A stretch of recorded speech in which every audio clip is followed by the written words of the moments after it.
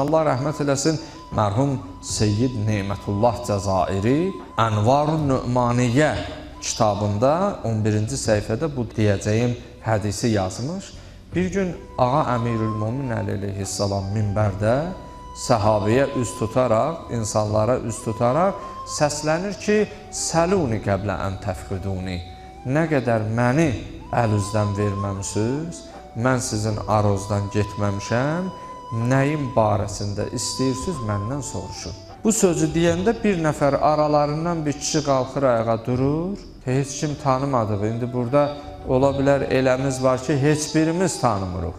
Qonaq qismində gələnlərimiz var, düzmü? Qalxır hamının içərisindən ayağa, Həzrəti Əmirülmöminin əleyhissalama söyləyir. Deyir, ya Əmirəlmöminin, sən ki deyirsən mənə nəyin haqqında deyirsiniz, sual edin, soruşun, səndən sualım.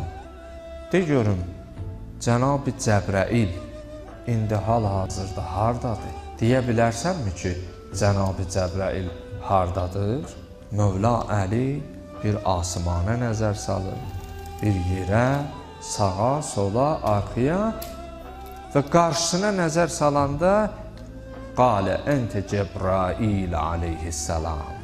Sən elə Cəbrail aleyhissalamın özüsən, sənsən Cəbrail. Və bu sözü Həzrət buyurduqda o kişini insanlar görmür və orada olanlar təəccüb içərisində Həzrətdən soruşurlar. Ya Əmirəlmöminin, sən hardan bildin ki, o Cənab-ı Cəbrailin özüdür?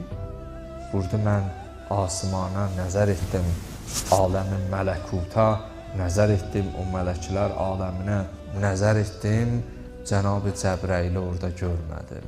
Yer aləminə nəzər etdim, sağa, sola görmədim, əmin oldum ki, elə sual verən özüdür. Oradan əmin oldum və dedim sənsən. Biz belə bir şahın, belə bir sultanın, belə bir ağanın davamçılarındanıq.